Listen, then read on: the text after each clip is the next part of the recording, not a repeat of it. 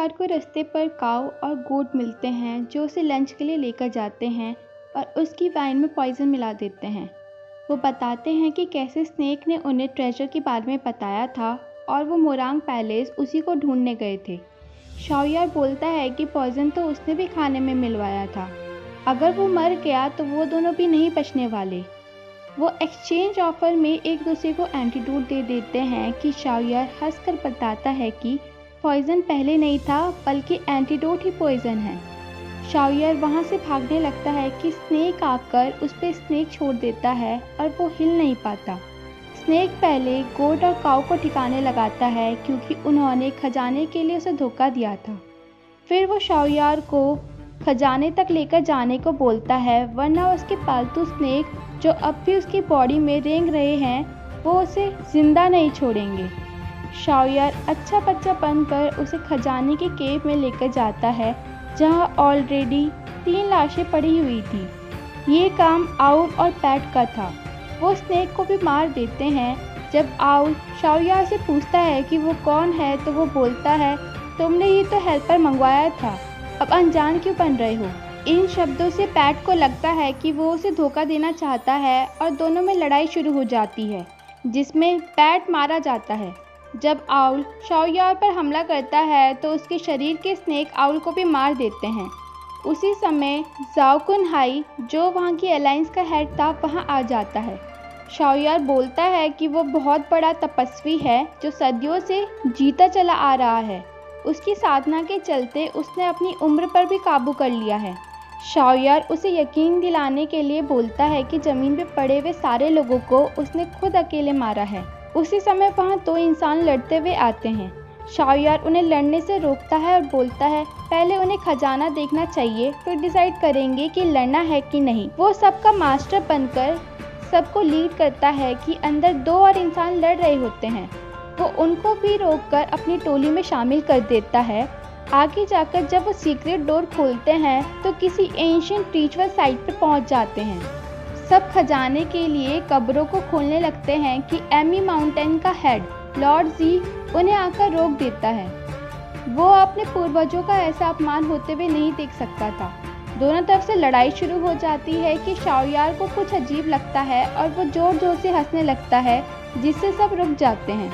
वो बोलता है कि पहले किसी ने खजाने के कई नक्शे बनाए, फिर लॉर्ड जी को उनके आने के बारे में आगाह किया। यहाँ कोई खजाना नहीं है बल्कि किसी की साजिश है सारे क्लैंस को आपस में लड़ाने की। लेकिन कोई उसकी बात पे ध्यान नहीं देता और फाइट दोबारा शुरू हो जाती है। तब वहाँ वूक्यू की दोनों बॉडीगार्ड और जिनलैन आती हैं। वो दोनों सबकी तसल्ली के लिए जगह को छानने के लिए बोलती हैं पर लॉर्ड जी मना कर देते हैं। तब लड़कियों को बचाने के लिए वूक्यू खुद वहाँ आता है। वो बोलता है कि वो इस मामले में पढ़ना तो नहीं चाहता था पर ये देखकर कि इसके लिए कई अपनी जान गंवा रहे हैं उसे आना ही पड़ा। वूक्यू बड़ी रीजनेबल वे में उन्हें समझाता है कि मैप्स फेक हैं और कोई खजाना यहाँ नहीं है। इस बार सब वूक्यू की बात को समझ जाते हैं जिससे शाओयार वहाँ से गुस्से में निकल आता है। जीलैन उसे मनाने के लिए आती है लेकिन शाओयार तो जेलस फील कर रहा था क्योंकि वूक्यू की तारीफ सुनकर वो बहुत खुश हो रही थी।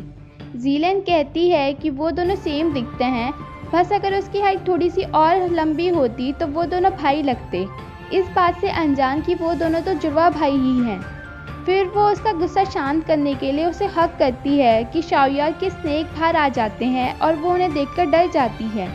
वो इन स्नेक से पीछा छुड़वाने का तरकीब सोच ही रहे होते हैं कि उन्हें मिस जू और लिटिल फेरी के आने की आवाज़ आती है तो वो झाड़ियों के पीछे जाकर छिप जाते हैं। वो जिनलैन को ही ढूंढ रहे होते हैं कि रेस्ट करने के लिए वहाँ रुक जाते हैं और आग के लिए लकड़ियाँ ढूंढ रहे होते हैं। शाओयार भूत बनकर उनके सामने आता है। लिटिल फेरी वहाँ से भाग जाती है जबकि मिस जू डर के मारे बेहोश हो जाती है। शाओयार उसे मारने की प्लानिंग कर रहा होता है कि वूक्यू वहाँ आ जाता है और उसे रोक देता है। शाओयार वैसे भी उसे नहीं मारने वाला था तो वो उसे उनके साथ जाने देता है। मिस जू बेहोशी में शाओयार का नाम ले लेती है तो वूक्यू को समझ में आ जाता है कि ये वही है जिसकी वो तलाश में है। वो बोलता है कि उसे शाओयार को युहा पैलेस के ऑर्डर के चलते मारना होगा, जिस पे जिनलैन कहती है कि शाओयार बहुत अच्छा इंसान है उसने कभी किसी का बुरा नहीं किया है।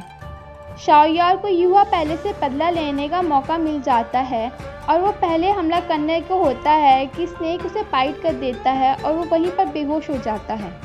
अगले दिन जब उसे होश आता है तो उसके शरीर का जहर निकल चुका था और स्नेक भी हट चुके थे। वो क्यू के आने पर वो पूछता है कि उसने उसकी जान क्यों बचाई। वो बोलता है कि क्योंकि उसे खुद अपने हाथों से शाओयार को मारने का ऑर्डर मिला है, वो किसी और रीज़न की वजह से नहीं मर सकता। इस बात से उसे मौका मिल जाता है और वो एक चाकू लेकर अपने गले में तन देता है। वो उसे पीछे हट जाने को बोलता है और पीछे चलते चलते वो एक खाई में गिर जाता है। उसी समय जिनलैन वहाँ आ जाती है, जिसे लगता है कि वो क्यों ने जानबूझकर शाओयार को पहाड़ी में से कूदने के लिए मजबूर किया था। वो भी छलांग मार देती है। वो क्यों उसे पकड़ लेता है। तभी वहाँ मिस च्यू आ जाती है और बोलती है शाओयार कैसे मर सकता है, वो तो आइस रूम में कैद है। वो सदमे से अपना दिमागी संतुलन खो बैठी थी।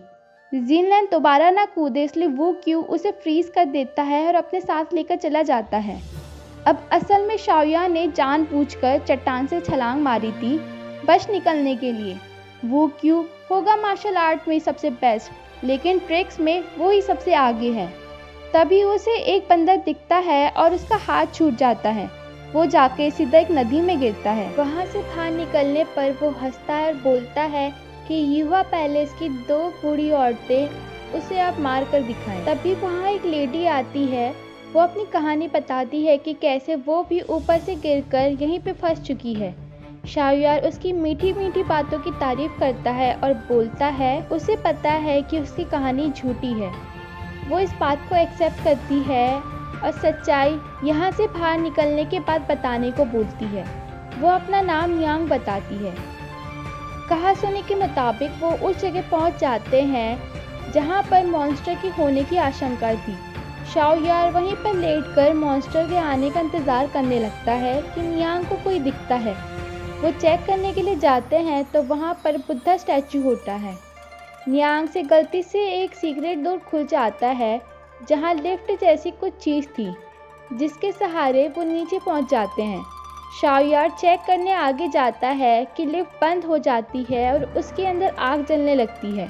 वो नियांग को बचाने की कोशिश करता है, लेकिन तब तक बहुत देर हो चुकी थी। वो गुस्से से उस जगह के मालिक को बाहर निकलने के लिए बोलता है, फिर चाहे अब वो इंसान हो या भूत।